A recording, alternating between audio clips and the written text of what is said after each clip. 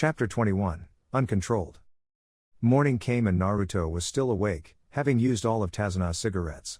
He didn't sleep this time, afraid he'll remember his days as a weak being. Today's day was different, as everything was shrouded with unusually thick mists and the mood of the surroundings was eerie, not to mention a bit somber. Naruto went inside the house and saw that the others were eating their breakfast. "Naruto, won't you eat?" Tsunami asked. "I'll pass for now," Naruto replied. "Inari, all of my cigarettes were gone. Do you know where is it?" Tazuna asked. Inari was about to answer when Naruto glared at him not to say anything. Inari then turned back to his grandfather and replied, "I don't know." "Father, maybe you used them all. You're just a bit forgetful," Tsunami said. Tazuna just scratched his head and continued eating breakfast. As all of them were finished, Tazuna and the rest of Team 7 left the house. They head now to the bridge. Tazuna then carefully begins his work. A few moments later, Naruto grinned, sensing the chakra of Zabuza and Haku. As the massive sword flies ahead, aiming at Tazuna, Kakashi docks the old man to the ground. "Take out those trashes.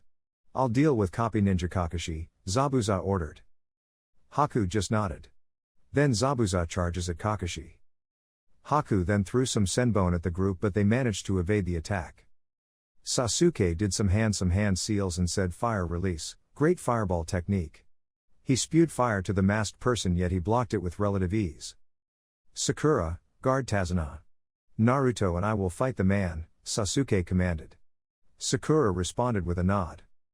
As they were fighting Haku, he trapped them using his demonic mirroring ice crystals. "Now what is this?" Sasuke grunted. "Fire release, great fireball technique." He blew fire towards one of the ice domes yet they suffered no damage. "Both of you should surrender now. I do not want to hurt you," Haku said. He then bombarded the duo with 1,000 flying water needles of death to which the Sasuke has difficulty dodging except for Naruto who just let himself be hit. Haku wondered at the strange behavior Naruto was exhibiting, as he looked apathetic towards his comrade. "The ice won't melt. What should we do, Sasuke?" Naruto asked, hiding his smirk. "Why don't you use your space-time ninjutsu?" Sasuke countered. "It requires lots of chakra to open, and I'm low in supply right now," he lied. Sasuke frowned. He activated his Sharingan and followed Haku's movements in the ice mirrors. "His movements were too fast that I can't follow them with my Sharingan. Damn." Naruto's head suddenly ached. He screamed, prompting Sasuke to look at him worriedly.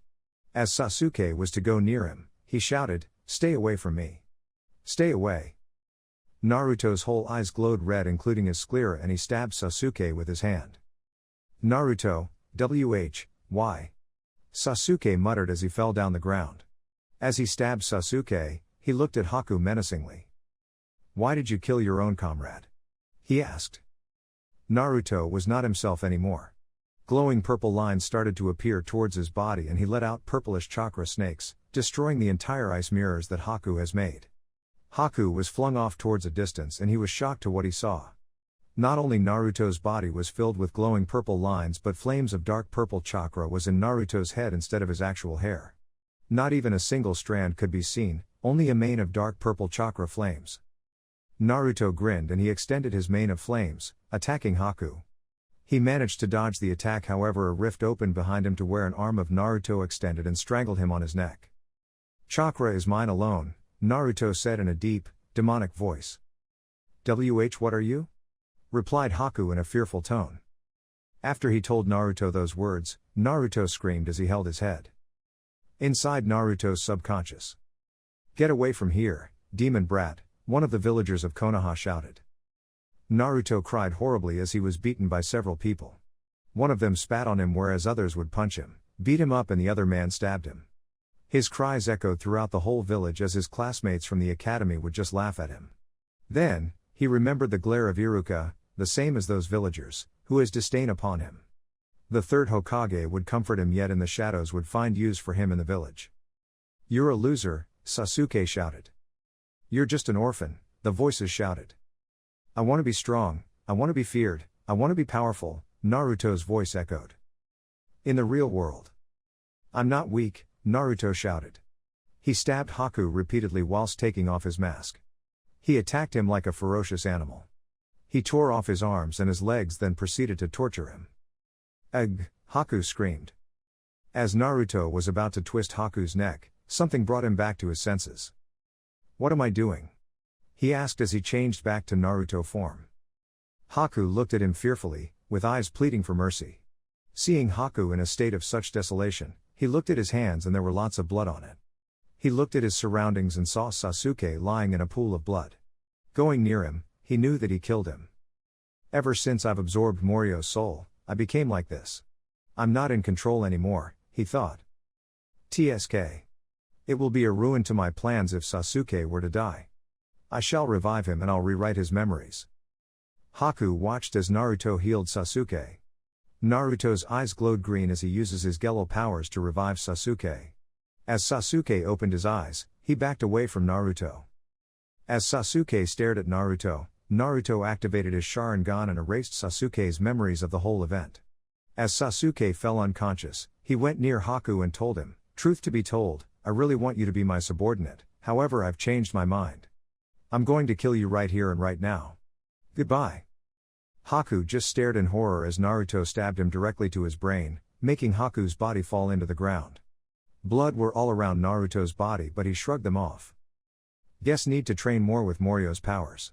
It really makes me act like a beast, he told himself. Meanwhile, Kakashi runs at Zabuza with Chidori on his hands. As he was about to strike Zabuza, Gato appeared with his men. They were holding Tsunami. "Let go of my daughter," Tazuna shouted. "Humph. I won't give you my daughter unless you agree that I destroy the bridge," replies Gato. Tazuna grunted his teeth. "Gato, why are you here?" Zabuza asked. "To kill you." The guards attacked Zabuza and he fought ferociously. "You know what, Zabuza, you couldn't even kill a simple bridge builder. Consider our contract terminated." "You," Zabuza grunted. "Are you Gato?" A voice was heard in a distance. A person was seen carrying Sasuke, his whole body covered in blood and his eyes were filled with malicious glint. "And who are you?" Gato asked. "Naruto, Sasuke," shouted Sakura as she ran towards the duo when Naruto put down Sasuke onto the ground. As Sakura looked at Naruto, she was terrified as she saw him soaked with blood all over, and his hands have some human tissues on them. Seeing Naruto, Zabuza knew from the instant that Haku was dead. "Kakashi, my contract is over. You know what that means." Zabuza, angered, rushed towards Gato while the Gato's men threw several weapons at him. Ignoring the pain, he lunged forward and managed to stab Gato into the stomach. As he stabbed Gato, he collapsed as well. "Don't you care for Haku?" Naruto asked. "He's just my tool," Zabuza replied. "Don't lie. You cared for the child and I know you loved him so much. Denying it would put extreme pain on his part. I conversed with him yesterday and he really values you, and he's willing to do anything in order to protect you." Zabuza, the weak, cried. "I cared for him. He's extremely important to me. Would you mind if you bring me beside his corpse?" "Yes," Kakashi replied. "Kakashi-sensei, no," Naruto intervened. "Why? It would be cruel to not grant a dying person's wish. And it would be cruel to Zabuza to see Haku in such a derelict state," Naruto said bluntly. "What did you do to Haku?" Kakashi asked curiously. "See for yourself," was the grim reply. As Kakashi was about to carry Zabuza, he has died, not seeing Haku one final time. Remembering Naruto's statement of Haku's state, he hurriedly searched for Haku's corpse and was surprised to what he has found. Both of Haku's arms and legs were separated from his body. His intestines and some of his internal organs were splattered all around. One of his eyes were gouged out and crushed, and there was a kunai that was embedded on his head, revealing his shattered skull and brains. Kakashi did not move and he looked towards Naruto, whose face was grim and soaked in blood all over. Sakura and Sasuke, who just woken up, followed Kakashi and were also shocked to what they saw, an entirely gruesome scene of Haku's corpse. "Naruto, did you really do this?" Kakashi asked in a serious tone. "Yes. He nearly killed Sasuke, that's why I just doubled the amount of punishment I've inflicted towards him," he replied. Sakura was now fearful of Naruto. He was entirely different from the Naruto she knew a long time ago.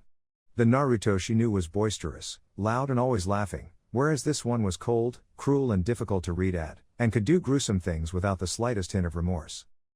Naruto, I want to talk to you about this, Kakashi said. As Kakashi finished burying the corpses of Haku and Zabuza, they walked towards Tazuna's house. Kakashi, walking side by side with Naruto, stared at his student. I didn't expect that you're this cruel. Blame it on the villagers. They used to treat me this way. And please, don't tell the third about this, as I don't want any questions regarding this stuff. Just give me privacy, please, Naruto said grimly. Kakashi just nodded. As they were in Tazuna's house, Tazuna thanked them. As they were about to leave, Tsunami called Naruto. Naruto. Naruto turned his head and replied, what is it? Before you leave, I'm going to give you something. She held in her hands a purple turban. Why? It's my way of saying, thanks for saving our lives. And my father has named the bridge in honor of you, the Great Naruto Bridge. Naruto received the turban and immediately put it onto his head, wrapping all of his hair with it. Thanking Tsunami, Team 7 headed back towards Konoha. As the team was walking, Naruto glared at Kakashi. What is it? Kakashi asked. Naruto turned his eyes into Sharingan and embedded a command never to tell anyone what happened in Wave, as he doesn't want the Sandaime to be suspicious of Naruto's recent behavior. Chapter 22, Welcome to the Fray. Sora, bored, decided to head out for a while. Ever since coming with Naruto or Byakuya, he had a lot missions, not to mention he has gotten stronger due to trainings he had gotten from Tonari. His life has found a new purpose, and by participating in their clan's greatest ambition would likely change the system of the whole ninja world. Recently, just after a mission from Wave, Naruto contacted the clan to move in the continent to where Temujin came from, outside of the elemental nations, as it was extremely far and isolated from the rest of the world. It boasts technology that is extremely advanced compared to the hidden villages that mostly make up the ninja world. Sora, destroy Uzushio. We don't want to leave evidences that people have stayed here, Temujin reminded. I'm tired right now. I'll be heading out for a while. Just destroy the village in my place, he replied. Temujin just sighed. Anyway, where are you going? You don't know where my continent is. Don't worry. I have my own ways to follow everyone else. Are you sure, Sora? Tonari asked. Don't worry, I'll be fine, he replied lazily. Temujin destroyed the remnants of the buildings that Naruto has built. As everything was destroyed, the rest of the Otsutsuki clan except Sora was left. Thanks to Naruto giving him his chakra, he managed to fly. Hours as he traversed the entire skies, he was tempted to go down in a near village as he sensed a mysterious chakra coming from it. Descending onto the ground, he walked by, finding the source where the chakra was coming from. He followed the source and he came nearby a hut. Hey kid, who are you? A villager asked. Just strolling around, he replied. Don't go near that hut. The one living there is a monster. And why? Sora asked in a slightly angry tone. Just follow what I say. If you want to die, then so be it, the villager shouted and he leaves. What's wrong with that guy? Sora muttered. Grinning, Sora opened the door. He was greeted by what he saw. A purple-haired child is sitting on a bed with a lonely look on his face. Who are you? The child asked. I should be the one asking you that, Sora replied a bit annoyed. By the way, why do they call you a monster? The child's eyes widened and he answered, so, you don't know? I guess you're not from here. Isn't that obvious? I shouldn't be asking if I live in this village. Besides, you're just a child and calling you a monster is blasphemous, Sora said angrily. It's because I have a mysterious power. I could see anyone outside of this village in my room. The child's eyes glowed red and Sora turned his back and was surprised. He could see the villagers talking about random things, whereas others were planning rice. Awed by this, Sora exclaimed. It's just like I'm watching TV. TV? The child asked. Television, you don't know what is it? Never mind. Where did you get this ability? Where are your parents? I'm an orphan. I don't know why I have this ability. I wish I was born normally. Ever since the villagers have discovered about this, they've stopped bringing food here, he replied sadly. Why? Can't you take care of yourself? I was born with a weak body. Sorry about that, kid. What's your name? Ranmaru, he replied. Ranmaru, I'm Sora. If I ask you to come with me, would you agree? Ranmaru's eyes widened in surprise as he heard those words coming from the teen. Ria, really? Of course, does this face tell a lie? Sora then pointed to his face. No. So, will you come with me or not? I will. Come, I'll carry you. We'll go to the head of our clan. As Ranmaru was carried by Sora, Sora immediately went out levitated above the ground, preparing to fly. They were seen by the villagers and they shouted, calling both children monsters. Sora didn't care and he just proceeded to fly. Ranmaru clutched tightly to his clothes, and Sora, knowing the child was afraid, he said. Don't worry. Flying feels good, assured Sora. Ranmaru reluctantly nodded his head. With this, Sora soared higher into the skies. Ranmaru was awed by the surroundings that his eyes marveled at the surroundings. I didn't know that the world's this beautiful. Oh. By the way, how old are you, kid? I'm 7 years old. You have a lot of potential, young one. By the way, where are we going? Ranmaru asked curiously. You're going to meet the head of our clan, he replied grinning. Don't tell me you're afraid. I'm not afraid, I'm just excited to meet him, he smiled. Very well. And they flew going to Konoha. Ever since finishing the mission from Wave, Sakura didn't provoke nor called Naruto idiot, as she was afraid that maybe Naruto would also lash at her. Being told by Naruto not to tell anyone what happened in Wave, she promised to keep the secret. Meanwhile, Sasuke didn't have memories of what happened, as he was unconscious when Naruto and Haku fought.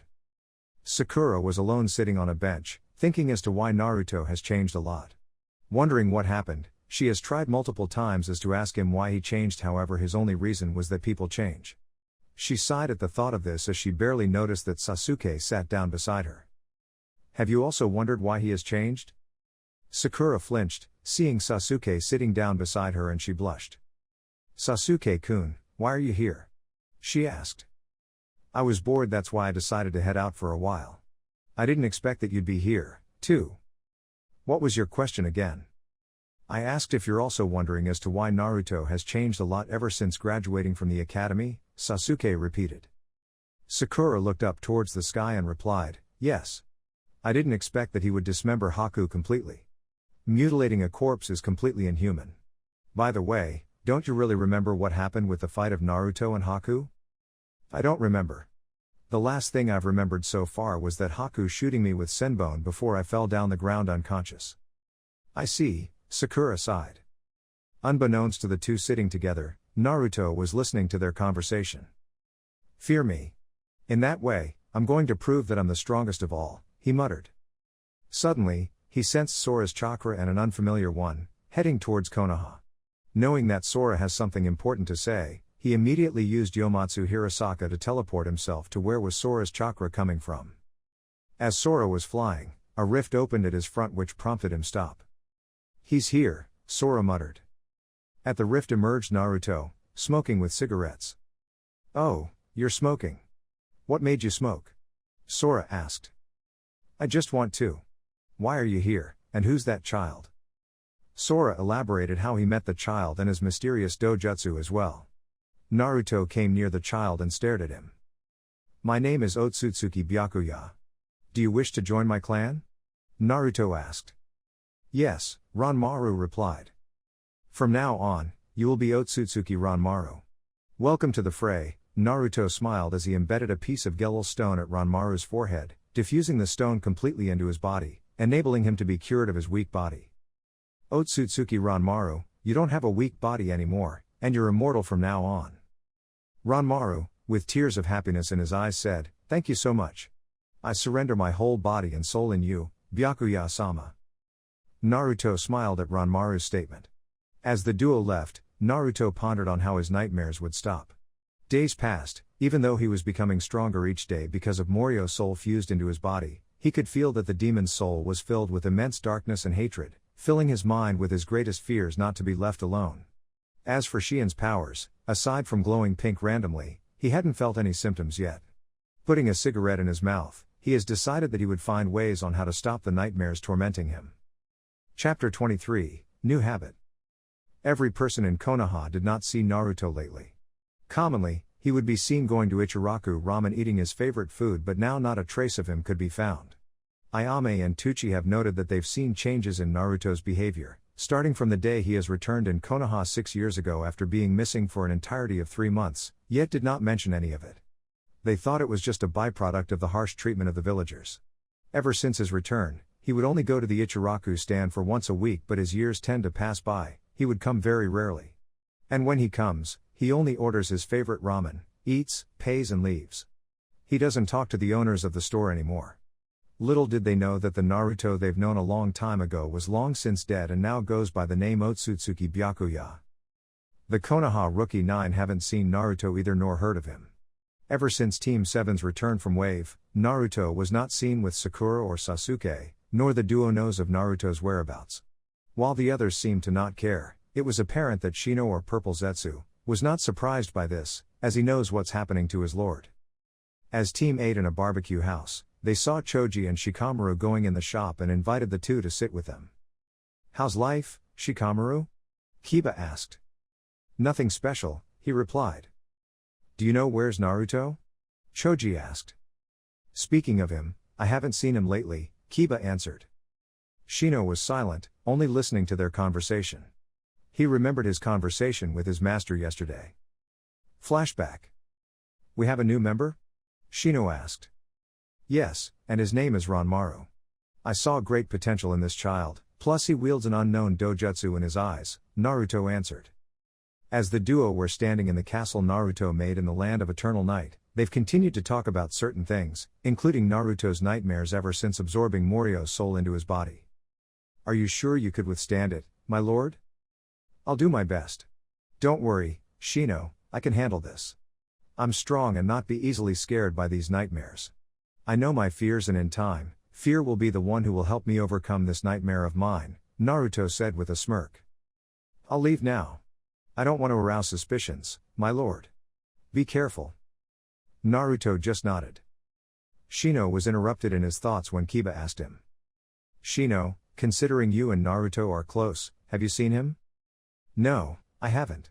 I was busy searching for any new species of insects which I could use during battle," he lied. "How troublesome," Shikamaru said. "Oi, Hinata. Aren't you worried about your Naruto-kun?" Kiba said teasingly. Hearing this, Hinata blushed deeply and replied, "Stop it, Kiba-kun. Of course. I'm worried about him. I just haven't seen him lately. Anyway, enough for the Naruto talk now. He's just here in Konoha. Probably he's busy over something," Choji said. As they were eating, Shino had one of his clones capture Kurama after the latter sensed that he was not doing the mission. Instead, Kurama has been busy destroying random villages without a second thought, and Naruto, thinking that he would bring ruin at his plan, decided to use infinite Tsukiyomi towards him, and he was bound just like the others in the land of eternal night. In this way, his secrets would be safe and he could feed more chakra by absorbing the chakra of the former tailed beast embedded in the appendages of the Shinju's roots he constructed using God, nativity of a world of trees, and thus produce another chakra fruit. As they've gone out of the barbecue house, they heard loud cheers coming from one of the stalls. "What was that?" Kiba asked. "I don't know," Shikamaru replied. "Why don't we check this one out?" Choji suggested. "It is a waste of time," Kiba said. "Oh come on. At least we get to know what's happening there," Choji exclaimed. Choji dashed towards the crowd of people with wild cheers while Shikamaru and the rest of Team 8 reluctantly accepted. "I can't see," Choji said. The group forced themselves to see the whole event and they were astonished to who they saw: Naruto, drinking barrels of sake. There were lots of empty barrels thrown around. The crowd cheered for Naruto's inhumanely high tolerance of alcohol, as he was not drunk even he had drunk lots. "Another barrel," shouted Naruto. "Here you go, kid. You're too young to drink, but given your immense alcohol tolerance, I'll let you," the store owner shouted. He threw a barrel at Naruto and he drank as if he's been thirsty for days. Less than 5 minutes later, he was done. "Nah, Naruto?" Choji muttered. "What the hell is this?" Kiba exclaimed. Shikamaru went near Naruto and asked, "Naruto, now I know why you were gone. You've been drinking lots of sake." Naruto stood up and faced Shikamaru. So? Your answer so? Don't you know that it's prohibited for people especially under 20 to drink alcohol?" "I don't know, and to be honest I don't care," Naruto said with a hint of sarcasm. Are there any more barrels? No, kid. You drank them all up. Too bad. Do you have bottles of sake? I'll buy all of them, Naruto said. Naruto, are you serious? Kiba asked. Naruto didn't answer. He turned his back and paced towards the store. Oi Naruto, we're talking to you. Don't just turn your back on us, Kiba shouted. The others looked with a slight hint of disgust seeing Naruto's character except for Shino, who knows of Byakuya's habit. Kid, here are the bottles. All 10,000 ryo, the store owner said. Thanks, old man. Naruto handed the money to the shopkeeper and proceeded to drink one by one the 300 bottles of alcohol he just bought. Surprised by Naruto's attitude, they just watched with astonishment as he gulped down bottle by bottle. They could hear the wild cheers of the bystanders, cheering Naruto to his inhumanely tolerance from alcohol. What's the commotion? They heard a voice and they were surprised that it was Iruka. Nah, Naruto? Hearing Iruka's voice, he stopped drinking his 261st bottle. Iruka-sensei, what are you doing? Naruto was surprised as he saw Iruka grabbing the bottle from his hand. Now I know why we haven't seen you. You've been spending your time drinking and drinking. It's bad for your health, Naruto, stop it. Naruto was dragged away by Iruka going to the Hokage office, whilst Shikamaru, Choji and the rest of Team 8 just watched Naruto getting dragged by Iruka. Naruto-kun, Hinata muttered. I didn't expect Naruto would be a heavy drinker. But I'm wondering why he wasn't drunk despite consuming lots of sake, Kiba said. Shino, do you know of this? No, he lied. How troublesome, Shikamaru muttered. Naruto, is it true that you were drinking? Hiruzen asked. Yes, he answered calmly. I've seen Naruto drinking, and the most surprising of all was that he wasn't drunk, Iruka stated.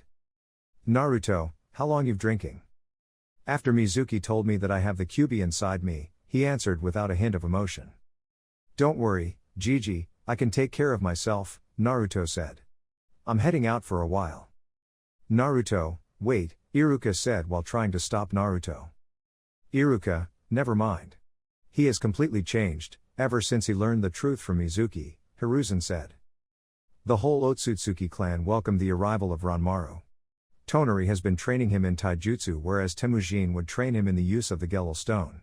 News has also reached the clan, thanks to Purple Zetsu, knowing of Naruto's nightmares, and they've grown incredibly worried considering the whole notion of the event. So then, these nightmares of Naruto are still there? Sora asked. Yes, and it's been disturbing him greatly, Tonari replied. Sora sighed, wishing he could help in Naruto's problem. Land of the Swamps. He lied to the Hokage, telling him he started to drink alcohol ever since Mizuki told him the truth about the Kyuubi incident. The reality was that Naruto has been drinking 6 years ago during his 3-month-long absence, and he started smoking recently, due to the nightmares he had. Naruto is now walking, finding the place where Morio's body was sealed. Using the power of Shion, he used Shrine Seal to free Morio's body and fuse it into him, thinking that if the demon's body was fused within him, then Morio's soul would no longer torment him of his greatest fear. While fusing Morio's body within his own, he screamed, as he saw horrid images of his youth being beaten by the villagers of Konoha. Contemplating about his childhood trauma, he decided to shrug it off and focus on gaining more power for himself in order to fulfill his greatest ambition. Finally, as Morio's body was completely fused within him, he noticed that he felt different. Not only his strength increased, but there was something peculiar from him. Shrugging it off, he decided to go to the land of eternal night, his home, to plan to recruit another potential subordinate. Chapter 24, Six Tails. Who are you? A man wearing a blue kimono asked. We're here to take you to our clan head, Tonari replied. I don't know you. Go away, I don't want to fight. We're not here to fight, Jinchuriki, Fuka said. We're here to free the Baijuu inside you. The man's expression darkened and he proceeded to attack, only to be knocked unconscious by Sora, who suddenly appeared behind him. Good job, Sora, Tonari congratulated. Thanks. Oh my. He's so charming, Fuka said. What does he prefer, French or soft? She softly chuckled. There you go again, Fuka. Don't tell me you're interested with this Jinchuriki, Sora said. Fuka just laughed. Anyway, we're going to extract the Rakubi right now, Tonari said.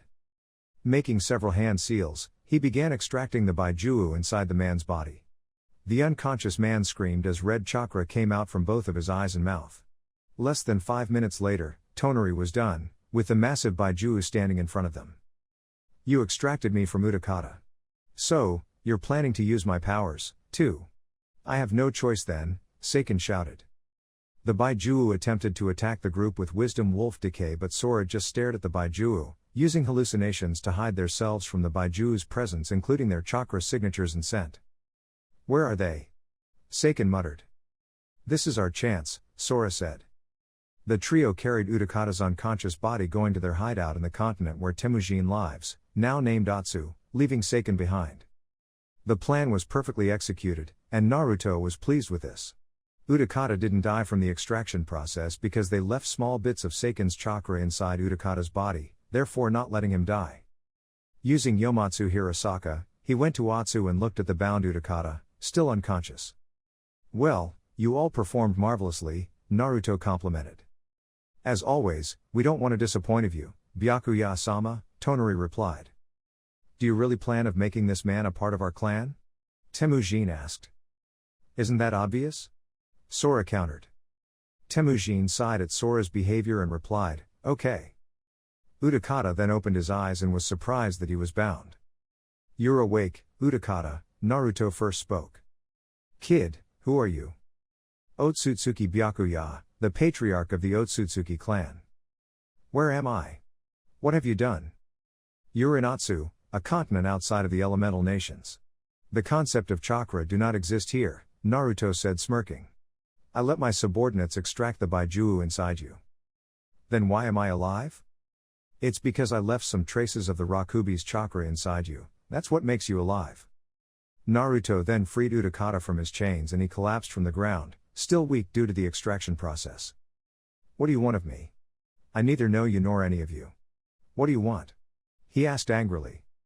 We want you to be a member of our clan, a child's voice was heard. A child? Utakata asked with surprise. Ranmaru, I thought you were training, Naruto said. Yes, but Sumaru and Kimimaro left, saying they're going to infiltrate Root. Utakata-san, I'm a member of this clan. Why don't you join us? Ranmaru offered. We know your past, Utakata, Sora said grimly. Using his hallucination powers, he showed Utakata's memories one by one. How? Utakata said with a hint of mixed emotions on his face. I gave Sora the ability to read anyone's minds, and project realistic hallucinations that cannot be identified as genjutsu, Naruto said smirking. What are you going to do with me? He asked. Naruto explained his greatest ambition and their plans on how to achieve it. Hearing this, Utakata's eyes widened. Your plans, are you really serious? Yes, I am. You don't know what I am. I know you may want this, too, Naruto said grinning darkly. I know what it feels like to be a Jinchuriki, being ostracized and condemned and being scorned at. People don't see you as a person, instead you're being seen as the Baijuu itself. Now tell me, didn't you experience the same thing? Utakata remained silent. Utakata, I may be a kid but my way of thinking has been broadened because I've experienced things that normal children don't. In that way, my mind has matured and became aware of the hatred of this world. Now, will you join us? He asked. I will. I just can't stand by and watch those people who tormented us having fun with their lives. They must experience the same suffering as us, Utakata said. Very well, you're now Otsutsuki Utakata. Rest for a while. I have a lot of important things to do. Where are you going, Byakuya-sama? Ranmaru asked. I'm going to find ways on how I could end these nightmares, Naruto said. What nightmares? Utakata asked curiously. He began to explain on how these affected him on a daily basis ever since absorbing the demon's soul. He has absorbed the demon's body and he grew stronger and he felt different. So, you say that whenever you sleep, these nightmares trouble you? Utakata asked. Naruto just nodded. What kind of nightmares? Nightmare of me being beaten by the villagers as a young child. The darkness within brings forth those traumatic memories that I despise, Naruto explained. I think I have a solution to your problem, Tonari suggested. What is it? You told us that Morio's soul is full of darkness and hatred. You also stated that the powers of this demon bring back your traumatic memories and it causes you to lose control of the Morio's powers. I think that if you overcome your childhood trauma, you'd be able to harness this power effectively.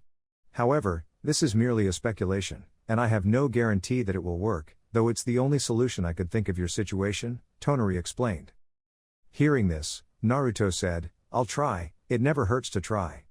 There's nothing to lose when you try. So, what are your plans now? Sora asked in an impatient tone. I'll leave Konoha for a while. In 2 to 3 months, the Chunin exams will be held in Konoha. Oh, a perfect opportunity to master Morio's power, Fuka said. Or an almost perfect opportunity for some of you to join the exams, Naruto said smirking. One way of executing some of our plans, Sora said. Then all of them laughed, except Utakata. He didn't expect that even though some of the members of the Otsutsuki are still kids, he never expected that they were this tactical and intelligent.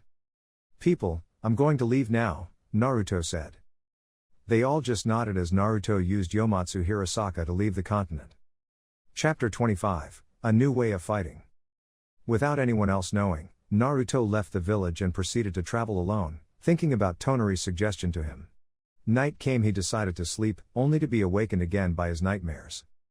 Damn, he said and proceeded to light 3 cigarettes and put them in his mouth. Spending the night not sleeping at all, I'm really an insomniac, he said while blowing the smoke off from his cigarettes. As he finished smoking, he decided to visit the land of the dead for a while. Using Yomatsu Hirasaka, he arrived to the destination, and searched for more information regarding the mysterious land. Reading ancient scrolls and documents, he found out that the people who once lived in this land were exceptional masters of hand-to-hand combat. They were also exceptional when it comes to weapons, and they use a style of fighting that is not common. When fighting using a weapon, they typically use their left hand instead of their right, and when utilizing this style, they attack foes in dance-like movements in order to deceive them. In other words, when they fight, they dance gracefully and elegantly. While the style itself may seem slow, the one doing the style deflects the opponent's blades while lazily drifting back to score hit them. The style is called the sword dance. Another style he read on was a style that utilizes both legs in fighting. The reason behind was that punches are more utilized when attacking, using kicks only as another substitute when both of the hands were mobilized. Mastering the art would be a great advantage against opponents who utilize punch-based attacks. Reading this made Naruto grinned. If I can't sleep, I'll just train myself, he grinned. Conjuring a kunai, he tried to execute the sword dance himself and found out he has a difficulty with it, as he never danced before, and his dominant arm is his right. It would be fairly difficult to master these things. How do I do this? Sighing, he entered his favorite dimension, the ice dimension, and proceeded to train there.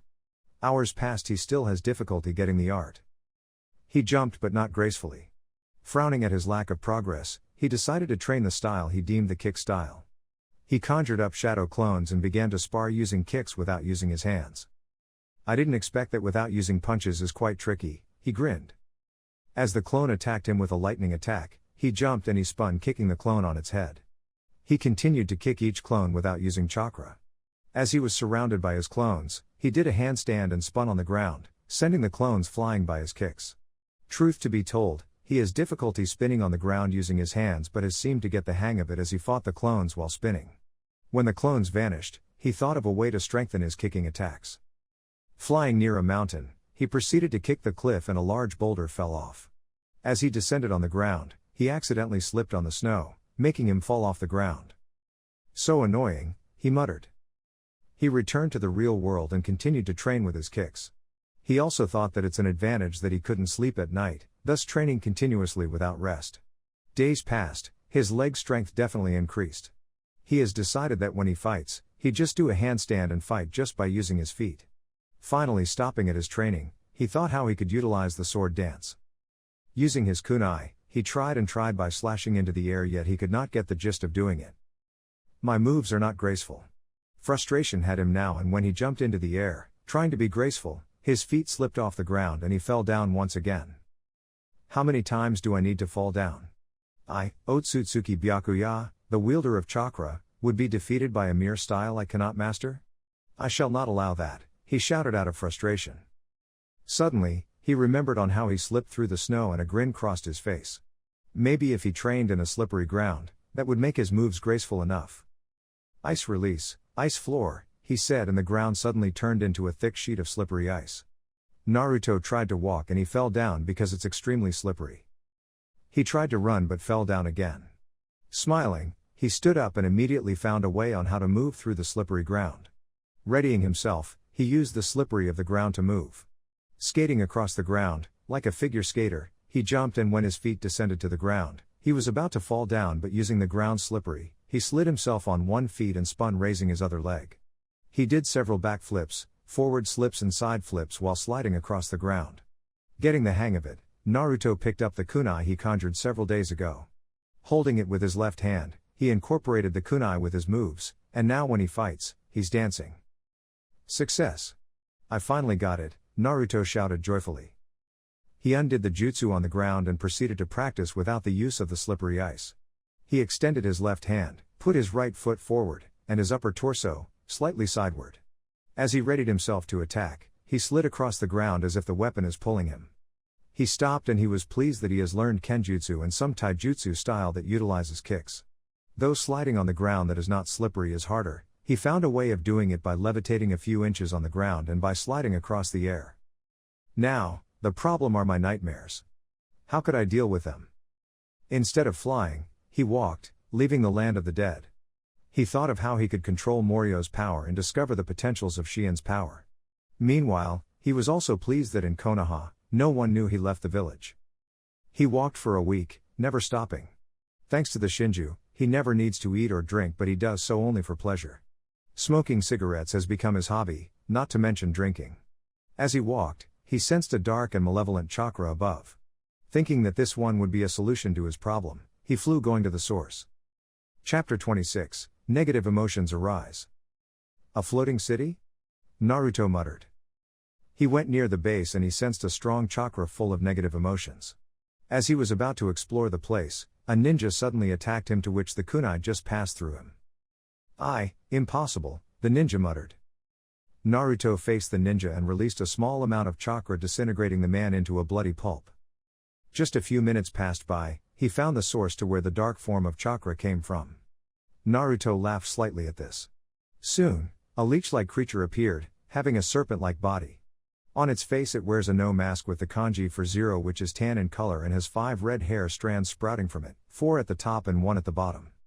It also has a mouth that contains large molars. A monster, so you're the source of chakra I sensed earlier, Naruto said. Darkness, there are tons of darkness in your heart, it said. Naruto was taken back by what the monster said, and his memories of his childhood came flooding into his mind. Soon, the monster at his front became shrouded with a black aura and attempted to possess him. However, Naruto was able to come into his senses and attack the beast with a lightning attack, making the tablet that restrains it be destroyed. Soon, the beast was freed. However, it went berserk, destroying the city. Wasting no time, Naruto initiated his plans. Meanwhile, what's going on? Shino asked. The Zero Tails, what's happening? Together with Amaru, he sped towards the hallways to where the Zero Tails was sealed, surprised that the beast was nowhere to be found and the tablet that restrained it was already gone. Shino-sama, there's someone, Amaru pointed. Shino looked to where the direction to where she was pointing and found Naruto staring at them impassively. So, this is the land of the sky and you're Shino. You plan on attacking the elemental nations by using the power of the Zero Tails that empowers this city, which is called Anchor Vantian, isn't it? Naruto said coolly. Who are you? Who sent you? What did you do the Zero Tails? How did you know everything about my plan? Shino asked, angered. Simple. I looked up the memories of this place and I've found some interesting information regarding this city. I've absorbed the Zero Tails inside me, he smirked. You, Shino grunted. Amaru attacked Naruto to where he did a handstand and spun, countering the attack of the girl and sending her flying while she fell down to the ground, killing her. It's time to die, Naruto said darkly while appearing behind Shino's back. What? Those were the last words of Shino before he was decapitated by Naruto. He then proceeded to destroy the Anchor Vantian, killing several remnants of the ninjas of the Land of the Sky. As the entire fortress was destroyed, it crashed into a nearby forest, where 2 siblings lived. The 2 siblings. What was that? Akari asked. The 2 siblings sped towards the direction to where they heard the enormous noise. As soon as they got there, a huge destroyed fortress caught their sight. A figure emerged from the ruins, wearing a sleeveless black kimono that reaches up to the middle of his thigh, having no pants on. His head were wrapped in a purple turban. This would cause so much evidence. I'm going to destroy this. Naruto then extended his hands towards the ruins and it exploded, leaving nothing in its wake. He turned around and faced the siblings. They both stared at one another before one broke the silence. Who are you? Kurama asked. The man has horns with green markings on his face. The girl he's with wears a pink cloth overhead covering her small horns. Why do you have horns? You, Kurama grunted. I have no business with you, Naruto calmly stated. What? Akari muttered. Aren't you going to harm us? Naruto then faced her and said, I have no time against fools like you, unless you want to be killed. As he about to leave the place, the man asked, wait. It's the first time someone didn't attack us. You're different from them. The name's Tatsushiro Kurama and my sister Akari, he said. Still, Naruto didn't say anything. Why do people persecute you? Does it have to do with your appearance? Akari then explained that they were the descendants of the Ryu that has a connection with the Genryu, dragons that fertilize the clan's land around Mount Kuryu. Because of their connection to the 5 dragons, most clan members were born with markings on their faces and small horns on their heads, which made the most members of the clan killed by ninjas before the First Shinobi World War. I see. Well, tell me where this Mount Kuryu is. What are you planning to do? Kurama asked. I'll absorb the Genryu, was the reply. No. I'll be the one to absorb them. Kurama ni-san, no. How many times do I need to tell you that you should not do it? Akari pleaded. How many years we've been persecuted by people because of our appearance. By absorbing all those Genryu, I'll be the light Genryu and destroy all life. I'll seek revenge for what they've done to us. Brother, even you destroy the lives of those people, revenge is pointless. You'll just ruin your life. Revenge is not pointless, Naruto interrupted. I understand your pain, Kurama. However, I want the power for myself. Hearing you say about this light Genryu, it makes me want to absorb all those 5 dragons more. I won't allow you. Don't worry. I have a condition on the both of you. I will remove the horns on your forehead and the markings on your face with the condition that the power of the Genryu would be mine. You cannot do such thing. Besides, fusing with the Genryu would make you lose control of yourself, Kurama explained. Ho? You dare underestimate me? We'll see it then, he smirked. He then extended his hands towards the two and all of a sudden their horns disappeared. How? Akari muttered. What are you? Kurama asked surprised. Naruto simply smirked and asked again, where is this Mount Kuryu? As thanks, we would point you to where the mountain is. Secondly, let me give you this as a sign of gratitude, he said. He handed a blue blade to Naruto with several orbs embedded on the center of the blade. What is this? Naruto asked. Dragon Blade. It allows one to use all 5 nature transformations plus it could absorb and cut chakra, though one needs to have enormous levels of chakra in order to fully utilize its power, Akari explained. Naruto accepted the blade and thanked the siblings as they pointed to where the mountain is. Before we leave, I have a question for you. What will you do after you become the light Genryu? Will you destroy the world? Akari asked. Naruto explained his plans and they were astounded by it. He has also told them his life story on how he was abused by the villagers of Konoha due to his status as the Kyuubi's Jinchuriki and how he opted for revenge by executing his plans. What? Kurama said surprised. Are you sure about this? He just nodded. Don't tell anyone about this, Naruto said. Don't worry. Your secret is safe from us, but just spare us, as we've done nothing to you, Kurama replied. Are you really sure about your revenge? Akari asked. Yes, and I have no regrets. I see. The siblings then left, ready to start a new life. Before they left, they explained to Naruto how the Mount Kuryu disrupts chakra flows but just shrugged it off. It took him no time to reach the mountain and after summoning all the 5 Genryu, he fused all of them inside his own body, increasing his personal reserves of chakra. Several hours later, he received some information from Purple Zetsu that Tsunade uses the strength of 100 seal and that it requires excellent chakra control in order to achieve it. It also requires storing large amounts of chakra into a specific point most commonly on the forehead. Learning this, He proceeded to store all of his suppressed chakra in his Naruto form to the back of his hands. 6 years of suppressed chakra. How powerful is it if I release it as ninja creation rebirth, strength of 100 technique? He smirked. Thanks to the Zero Tails, Naruto's nightmares have completely stopped. It's because he gained the ability of the monster to draw power from negative emotions, and Morio's power consists of corruption and darkness. That's why it was a great advantage.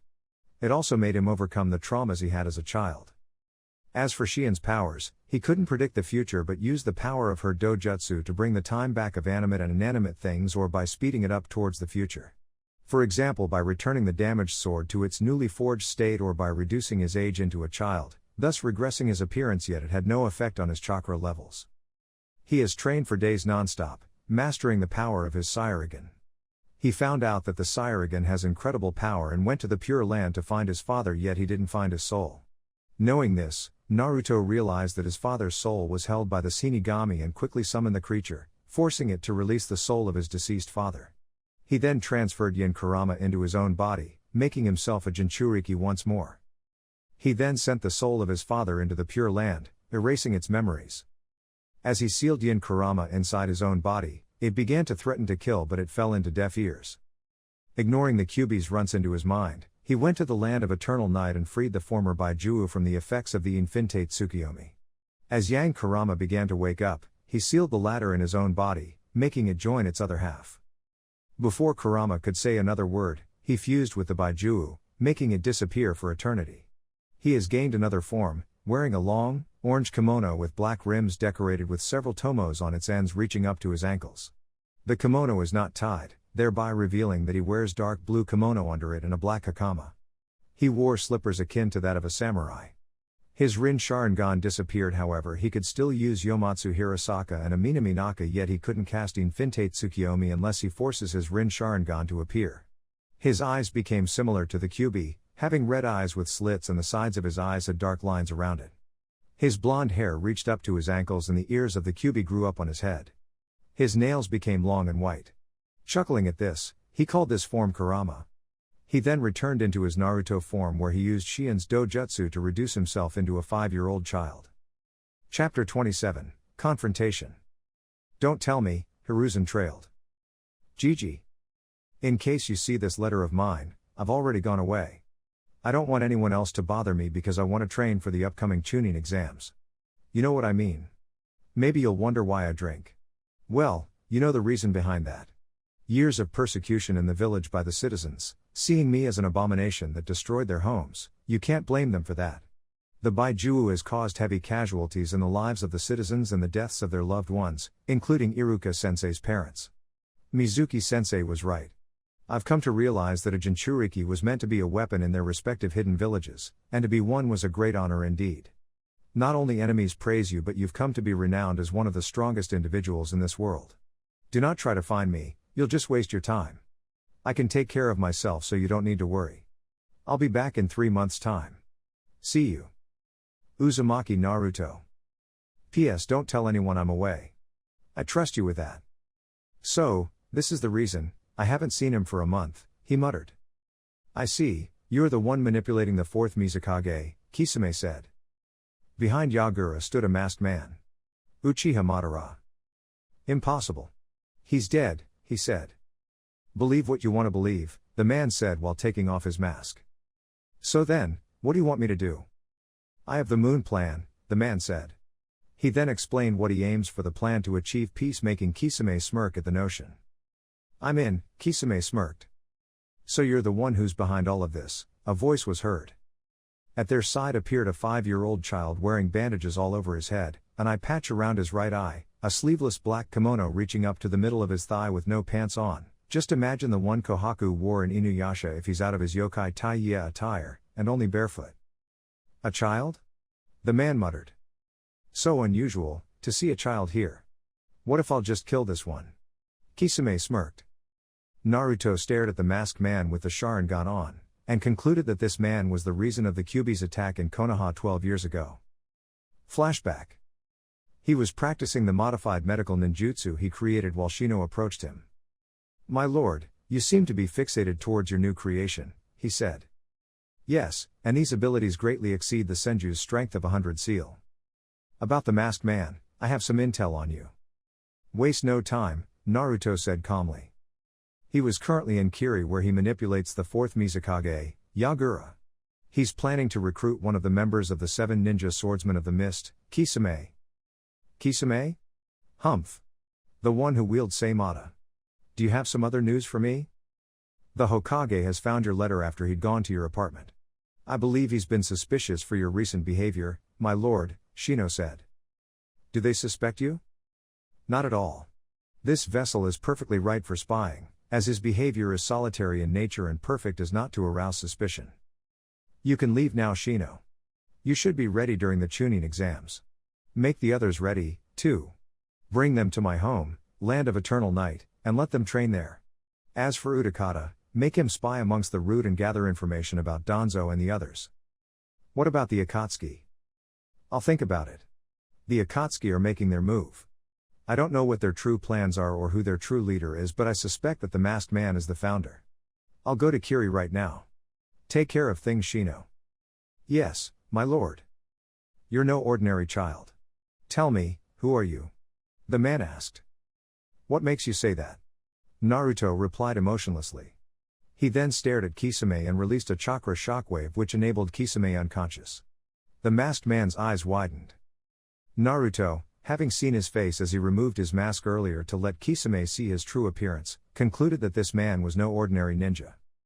How did you do that? The man asked. He didn't answer. Naruto quickly used a Minaminaka to quickly transport himself and Yagura into one of his own dimensions, leaving the Uchiha in shock. That kid, was his simple mutter. Naruto's ice dimension. Yagura was still in a daze due to the effects of the Sharingan's genjutsu. Naruto undid it and that made Yagura revert back to his senses. That man, where is he? He asked angrily. Where am I?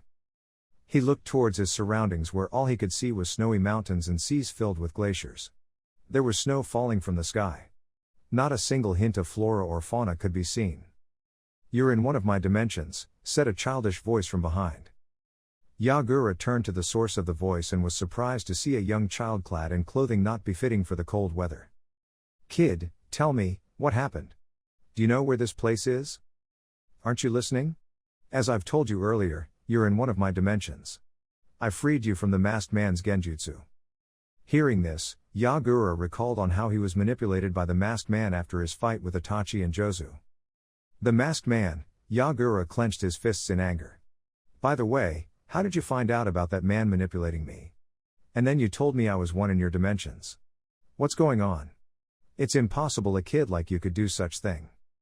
Naruto explained the whole event, how he found out about the masked man and his plans regarding him, some plans that he and his subordinates knew and his plans to recruit him. You're insane, Yagura said. So, you're just pretending to be a kid? Yes, so that they'll underestimate me, he replied smirking. Actually, I'm 12 years old. I don't believe you. I may not be a sensor ninja, but I could feel your chakra is incredibly powerful. I don't believe such a being like you exist. What if I tell you that in this state I'm just suppressing some of my chakra? Yagura's eyes widened with surprise. Impossible. I always suppress my chakra and only use less than a quarter of it. In the real world, sensor-type ninjas, even ordinary ninjas, could not feel my chakra and that I could be mistaken as a civilian. True enough, civilians do have chakra, but they don't know how to utilize it. The Sharingan, Byakugan and Rinnegan could not even see my chakra pathways because of a special genjutsu that I used to mask it off. Unless I'm inside in my own dimension, there they could feel the enormous power I have, even I use just less than a quarter of it. It's because this is my own territory and the nature energy that envelops every dimension I have forcefully dispels that genjutsu, he explained.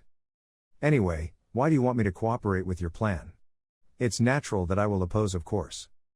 I know, Yagura. We're both Jinchuriki. We suffered the same fate of being persecuted by our own villages and being treated as outcasts. That's why our plan will be beneficial. Your plan, not mine. You may be 1,000 times stronger than me, but I won't cooperate in your plans, he exclaimed. A kid will always not understand, Naruto said, annoyed. I'm not a kid. I'm an adult. I'm the 4th Mizukage and I'm distinguished. Looks can be deceiving, was the reply.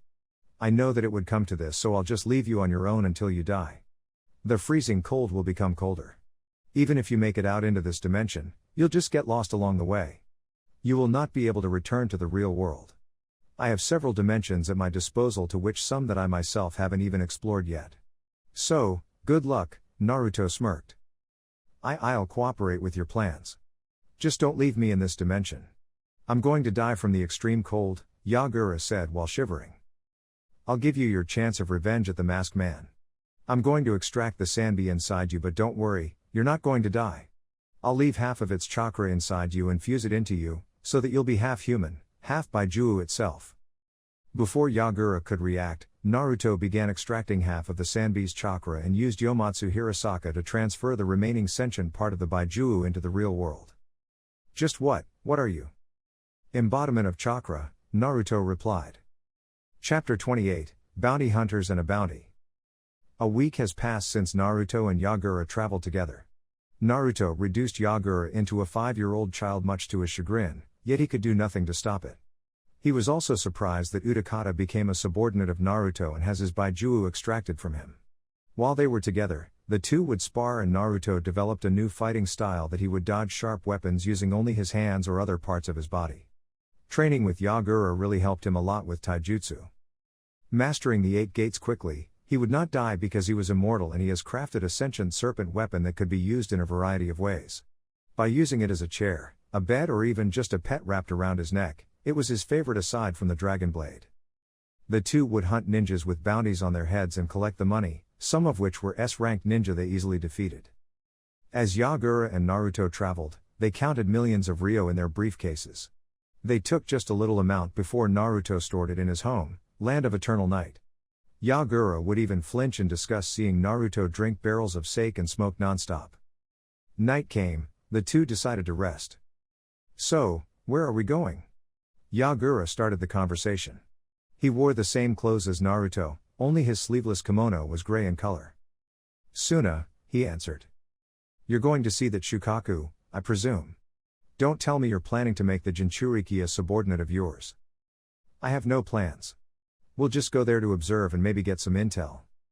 There you go again, Yagura said, annoyed. Aren't you going to sleep?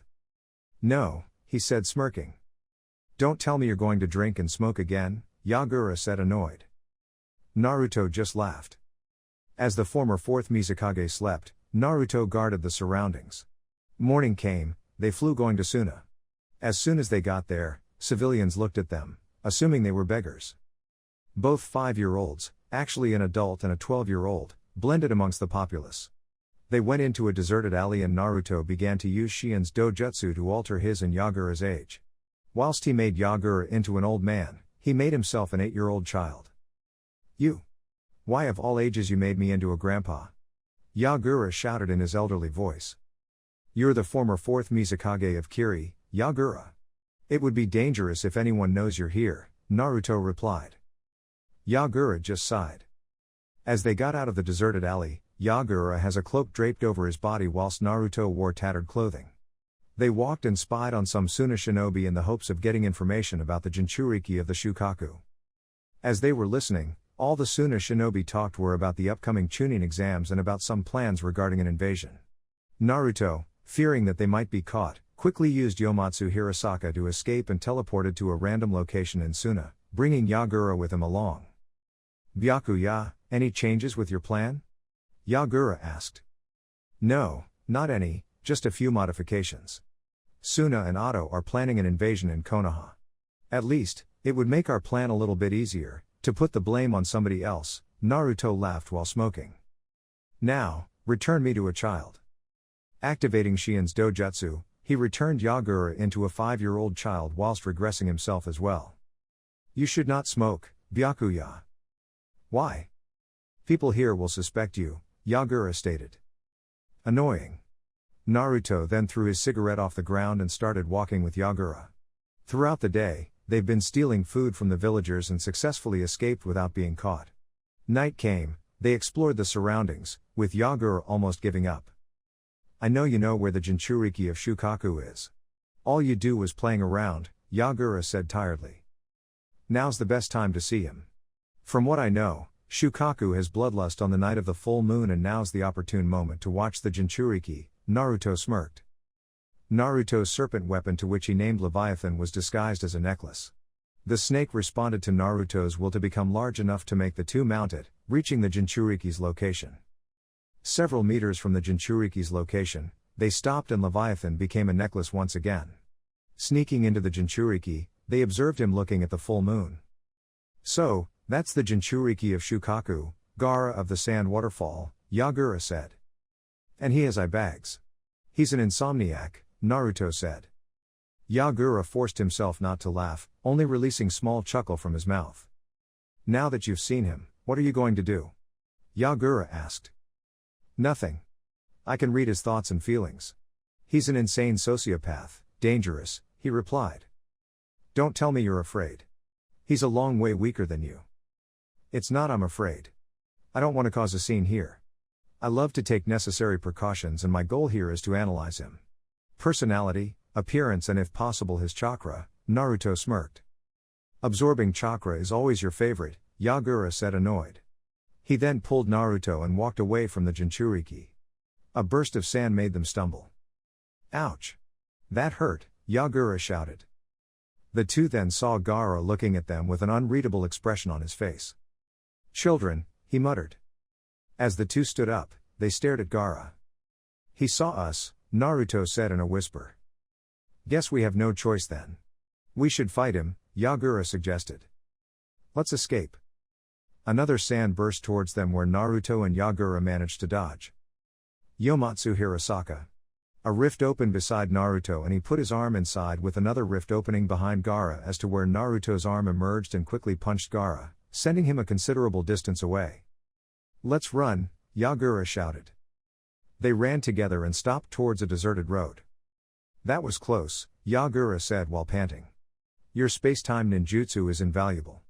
I'm jealous of you." "Humph," Naruto smirked. "We'll eat dinner in a random house." "Are you insane?" "Don't worry, I'll take care of things," Naruto assuring Yagura. "Be sure to take responsibility of anything." Walking for what seemingly like hours, they arrived into a large building where they could see the lights were still on. Inside the building. "Today's day is so annoying," a man with a face paint said. "Gaara?" a woman with 4 ponytails and sandy blonde hair asked. "Not to mention Gaara, some kid stole my food while I walked down the streets." "You really hate kids, Kankuro. You never change." The door then suddenly burst open, revealing 2 kids going inside. "That's them, Tamari," Kankuro shouted. "Huh?" Tamari said. "Just what do you think you're doing? You stole my food, then you'll enter our house? I swear I'll really kill you," he said. "We're here to eat dinner. Get out or I'll kick you," Naruto replied in a cocky tone. "You, shut up," Kankuro shouted. As he attempted to pick up Naruto and Yagura and throw them outside, Naruto kicked his face and stomach, making him fall down the ground unconscious. "You shouldn't mess with my friend," Yagura said. "What do you want?" Tamari asked. "Let us use your kitchen for a while," Naruto replied. He then unleashed a shockwave which knocked Tamari unconscious. "Let's enjoy our meal with no disruptions," Naruto said. He cooked food and served the table to where Yagura was waiting. They ate dinner together, talking who they're going to recruit in order to spy at the Akatsuki. Soon, Shino materialized. Yagura trailed off. "News?" Naruto asked. "I've found a perfect candidate to spy on our behalf. The name's Hidan, an immortal because of experimentations from the Jashin cult. Immoral being and only wants utter destruction. I will send him immediately to join Akatsuki on your orders. Waste no time, do it." "Yes, my lord." Shino then disappeared. Before Yagura could ask, Naruto said, "That person's from Konoha, possessed by my will incarnate, purple Zetsu." "I see," Yagura replied. Finishing the meal together, they soon left. Several hours later, the Kazekage arrived at the house and immediately saw Tamari and Kankuro having bruises all over their body. "You finally arrived," Kankuro said. "Did something happen?" he asked. "Some kid knocked me unconscious and he also knocked Tamari unconscious with just a look from his eyes," Kankuro replied. "Kid, how old is the kid?" he asked again in a serious tone. "About 5 years old. He has bandages all over his forehead, an eye patch covering his right eye. He also has a friend who's the same age as him, Tamari replied. That kid is no ordinary child. He simply kicked Kankuro unconscious and I sensed something different from him. Raza then turned silent and finally said, he attacked Gaara. What? Impossible. How could, Tamari exclaimed. I don't know what their motives, but I've heard rumors circulating that those two are bounty hunters. That's ridiculous. How could 5-year-olds be, Kankuro said. I don't know. However, I received news that those two are known to kill ninjas and take their money. They vanish mysteriously. I've had several Suna shinobi search for the kids to interrogate them. They were interrupted when a Suna shinobi entered their home. Sir, news. What is it? Some kids took our money in our safety deposit and what? The Kazekage asked angrily. One murdered all the guards with just a simple gaze whilst the other one just decapitated them, he replied. The Kazekage and the siblings immediately rushed to the scene. As they got there, the scene was entirely gruesome. Decapitated heads were stabbed with kunai, their brains splattering out. Most dead shinobi have their dead bodies cut off. Their arms were hung on the ceiling, akin to a butcher's shop. Their lower and upper torsos were chopped off. Body parts scattered everywhere and internal organs like the intestine and the heart were forced into the mouth of one Suna shinobi corpse. Their eyes widened with horror and Tamari screamed, almost traumatizing her. Did the kids really do this? Raza asked. Yes, and I saw it with my very own eyes. That kid was a monster, more than Gaara, the Suna shinobi with fear in his voice. Which kid? I didn't see their faces. It was too dark. He spared me, to tell you this. Never decline them when they eat in your house. Kankuro, Tamari, what really happened in our house? Kankuro explained everything what transpired. They attacked Gaara. He explained what happened and he swore to kill those kids. They're no ordinary children. They must have some motive behind the attack. You, find those kids and capture them. Interrogate them, he ordered. Yes sir, the shinobi said. If Gaara ever sees this gruesome scene, he'll be excited, the Kazekage thought. Konoha. Purple Zetsu erased Kakashi and Sakura's memories of Haku's gruesome corpse, knowing that Byakuya himself did exact same thing on some Suna shinobi he killed. Chapter 29, Stage 2. Is this the man? Naruto asked while smoking. Yes my lord, he is, Shino said. A 5-year-old child, the leader of the clan? Are you kidding me? Hidan said. Do not underestimate my lord's greatness, Shino said. Naruto released the genjutsu that conceals his presence. As he released it, Hidan trembled in fear as the vastness of the chakra of the one in front of him was immeasurable. Is this enough? Naruto asked. Why yes, Hidan answered. What is this? I'm no sensor ninja but I could sense his chakra. This is overwhelming. No. Beyond overwhelming. I cannot explain in words. One thing's for sure, his power is absolutely terrifying. I can't believe such a person exists, he thought. Sora, how's your training? Naruto asked. Humph. Going stronger. What about Ranmaru? He has been training well, mastered a new lot jutsu under Tonari's tutelage, Temujin replied. I see, Naruto replied. Hidan, you know what to do. Okay, Hidan replied. He then left. So then, what do you suggest we do? Yagura asked. We're going. Have Utakata report everything about Root. Shino will then send the confirmed DNA samples of Izuna, Pakura and an unknown Senju, Naruto ordered. DNA, Yagura muttered. We're proceeding to stage 2, Naruto said calmly. He then walked off through his Yomatsu Hirasaka with Temujin, Sora and Ranmaru behind. So those kids were bounty hunters? Tamari said. Hearing those things make me cringe, especially that kid with the bandages on his head, Kankuro replied. I can't believe he can do such a thing. He then recalls the event on how Suna shinobi were slaughtered gruesomely, as if though the one who killed the ninjas were a beast and not human. Why do they attack Gaara? Asks Tamari. Isn't that obvious? They're bounty hunters and they wanted to collect the bounty off his head. They looked at Gaara who's behind them while they were walking towards Konoha for the Chunin exams. That child, I will kill him, Gaara thought and vowed. Naruto returned to his original size and this time, he wore a black turban over his head, discarding the purple one Tsunami had given him. Underneath it, he has several bandages over his forehead in order to conceal his closed third eye, the Rin Sharingan. I will come first. You will follow after several minutes have passed, Naruto instructed. We already know what to do, you don't need to instruct us, Sora answered. Naruto just smirked. He now entered the gates of Konoha after being 3 months away from the village he really hates. It's been 3 months, I haven't seen Naruto, Sakura said. And he's not even participating on some missions. Humph, Sasuke replied. They were walking as they saw Konohamaru and his team being surrounded by 3 strange people. I told you, I'm sorry, Konohamaru exclaimed.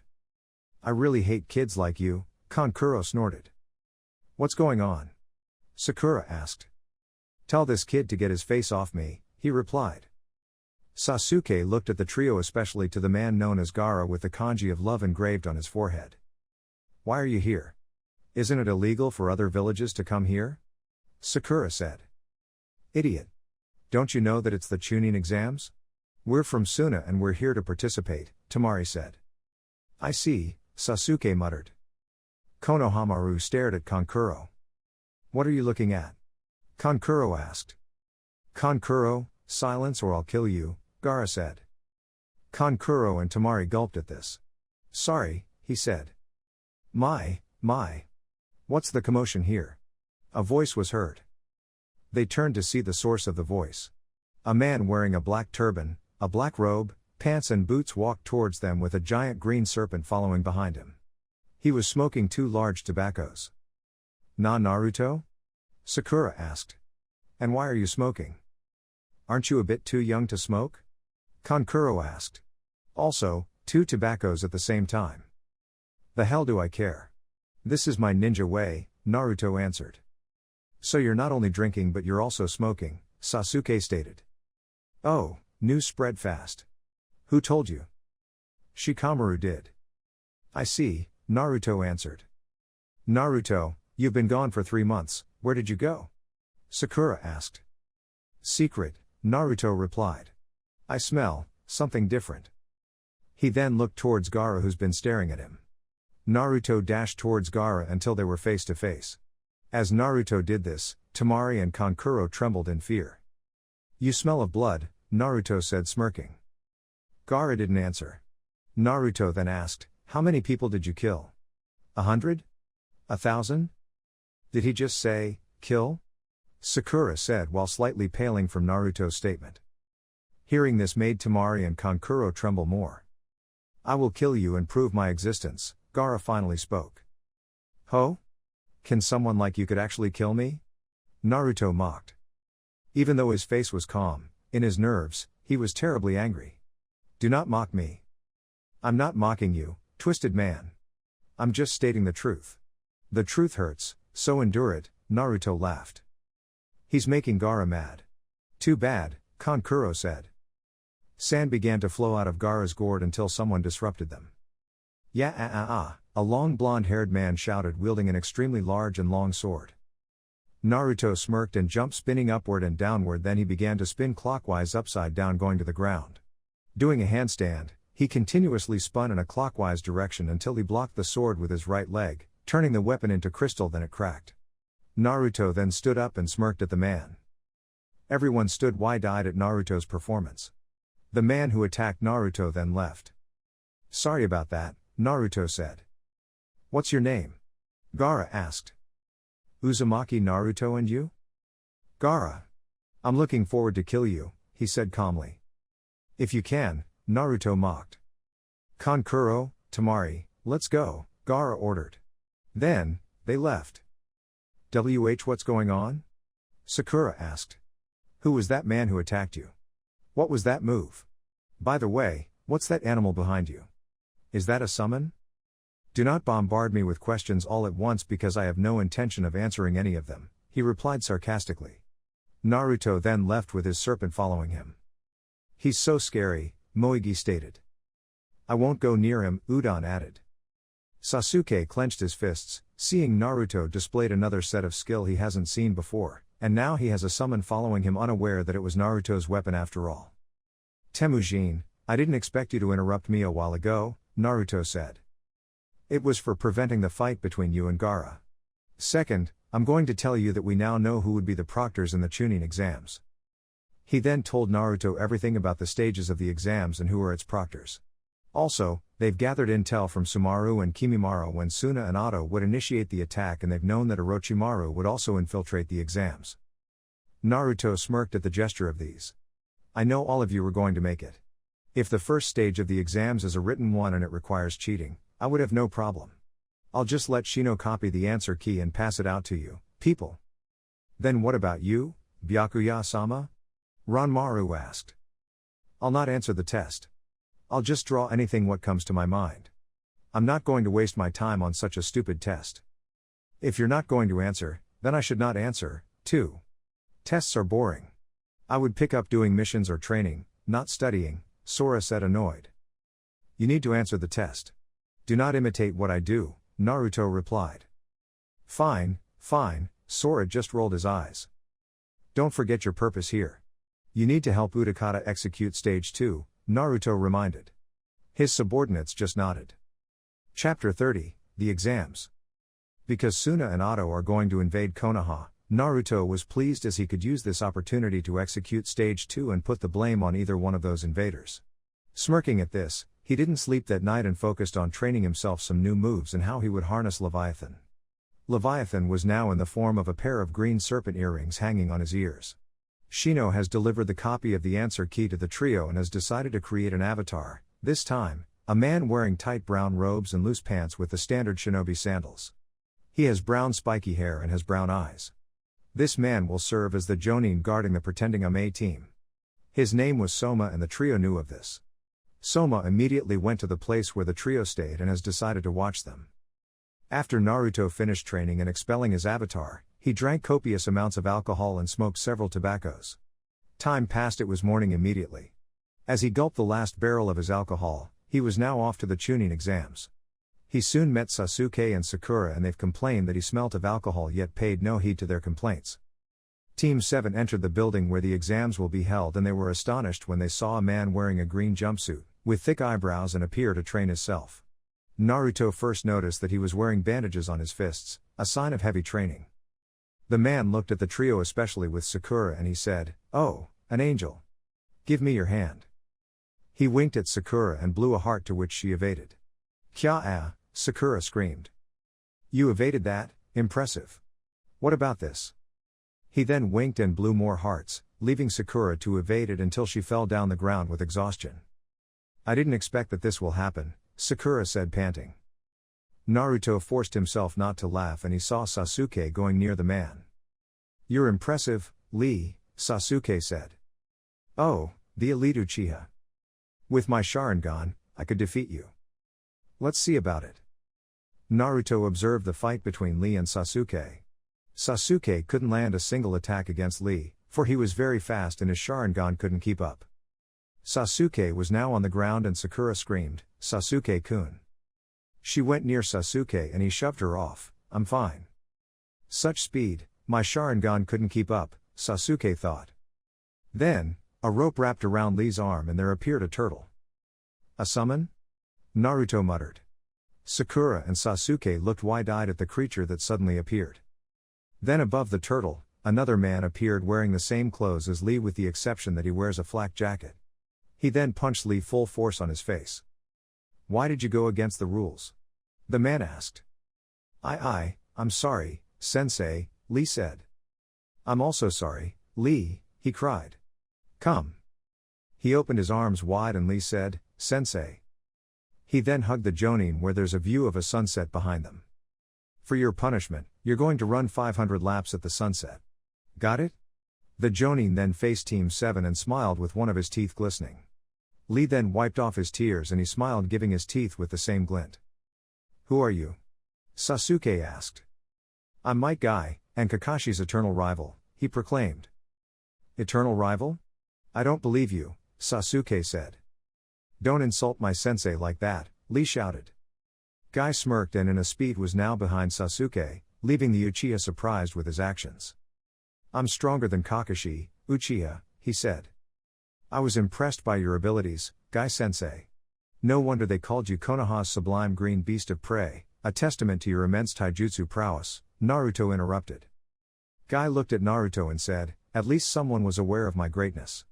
Your flames of youth shine brightly. And youth is invaluable. I'm always in the springtime of youth, Naruto said, giving Guy a thumbs up, to which Guy stared wide-eyed and returned the smile. Don't tell me, another Lee, Sakura paled. I'm looking forward to fight you in the exams, Naruto-kun, Lee said. Well, we should be off. Then they disappeared. Sakura and Sasuke just looked at Naruto with a mix of surprise and confusion. They have difficulty reading this guy, and he does not usually open up with them, nor does he spend time with the team. We shouldn't be late to the exams, Sasuke said. The trio walked and they were astounded by the sounds of arguing students. Genjutsu, huh? Naruto muttered. Naruto, where are you going? Sakura asked. To the exams on the next floor, Sasuke replied with his Sharingan activated. I didn't expect that Naruto would be able to notice the Genjutsu right away. Sakura just gave a slight nod, and soon they were outside a room to where piles of different people were gathered. He then saw Ranmaru, Sora and Temujin talking to each other, which made Naruto smirked. Then, Team 10 and Team 8 then appeared. Naruto? Where did you go? We haven't seen you for the past 3 months, Kiba said. He wouldn't even tell where did he go, Sakura said. Then she found herself staring at Ino, and the latter did the same. Naruto observed the two, and he was so annoyed by the girls that he decided to stay away from them. Then, they were interrupted by a voice coming from a man with onyx eyes and ash-gray hair, to which he keeps on a ponytail, and notably he has glasses. You should be quiet, especially the both of you. He then gestures at Ino and Sakura to shut up. And who are you? Kiba asked. Kabuto, was the answer. Then, Naruto saw that Kabuto was holding a deck of cards. May I see those? Naruto asked. I can show you, but only my chakra would reveal the information in it, he said. He then held the blank card. Your cards reveal several ninja information, correct? Naruto said. Yes, and to be honest, it's embarrassing to say, but this is my 7th time taking the test, Kabuto said. Maybe you're just weak, Kiba said. Quiet, a man shouted. He then pointed to some random sound ninja. You three, any more fighting and you'll be disqualified in the exams. The sound ninja then backed off, and the man looked at the others smirking. My name is Morino Aviki, the proctor of the first stage of the Chunin exams. All of you sit down. Your seats have your names on it, and it would not take much time to find it. He then motions the students to enter the room. The genins followed his command, and Naruto found himself sitting beside Hinata. He observed his subordinates and saw that Gaara was between Ranmaru and Sora, whereas Temujin was right behind Sasuke. He smirked and turned his gaze away, looking at a piece of paper on his desk. On your desk is a test paper. The first test is a written one. Before we begin, I shall go over by the rules. Do not let yourself be caught cheating, otherwise you'll lose points. For this test, you begin with 10 points, and for every wrong answer you lose a point. If you're caught cheating 3 times, you and your entire team will be disqualified. He then looked towards some of the genin, to which they nodded in response. You may begin, Iviki finally stated. Naruto flipped over his test paper, and he saw that the questions would be really difficult for genin to answer. That's why some chunins would be put amongst the crowd so that other genins could cheat. He knew the answers but decided not to answer. Bored, he drew the QB on the test paper. Meanwhile, the students did their best to cheat. Gaara used his third eye, closing his other eye, and an eyeball was hovering over the papers of the students. Tenten used her mirrors to guide Lee, whereas Neji used his Byakugan and Sasuke his Sharingan. Ino used her mind-body switch technique to enter Sakura's mind in order to cheat. Each student had their own ways to cheat, and Naruto was amused by this. He then sensed that Sora was not answering his test paper, including Ranmaru. Temujin was the only one answering on their group. As Gaara wrote down his answers, he was troubled by the sound of burping, and he looked at Sora, drinking milk with several empty bottles at the floor. Then he heard the sound of giggling and looked over to his side, seeing Ranmaru drawing a tiger on his test paper using crayons. He was surprised but decided to ignore them as he was focused on his exam. Sora, Ranmaru, these two. Can't help it then, Naruto thought. Temujin was busy copying the answers from the answer key directly to his test paper. His answer key was embedded on his wristband, and Iviki didn't see this. 15 minutes have passed, Naruto has finished drawing the QB. He couldn't resist the urge to smoke at the moment and he took out 2 tobaccos and lit them up with a lighter. A kunai was then thrown at his desk. "And what do you think you're doing?" Ibiki asked. "I'm done with my test. I'm just smoking to take the stress out," he replied. "Humph, surprising. You're too young to smoke, kid." "Smoking is fun," Naruto grinned. "Well then, I'm allowing you to smoke in the condition that you won't disturb others." Naruto just nodded. Several minutes passed. He smirked that Kankuro was caught cheating through the use of his puppet and was complimented at it by Ibiki. 45 minutes have passed and Ibiki said, "Pencils down. It's time for the final question. Before I reveal what the third question is, I have a few rules that I'm willing to lay down. You can leave if you don't want to take the third question, you can just try again next time." "And why would we do that?" Tamari asked. "Well, it's decided that if you stay and got the wrong answer, you and your team would be prohibited from taking the Chunin exams ever again," Ibiki replied. Some of the ninjas gasped and others decided to leave, deciding to take the exams next time. Naruto raised his hand and Hinata and some of the rookie 9 gasped at his action. "So, you're going to quit," Ibiki said smirking. "I am not. I just want to ask your permission where I would throw the ashes of my tobacco." Naruto pointed at his ashtray and Ibiki didn't expect the question. "You can throw them later." "Okay,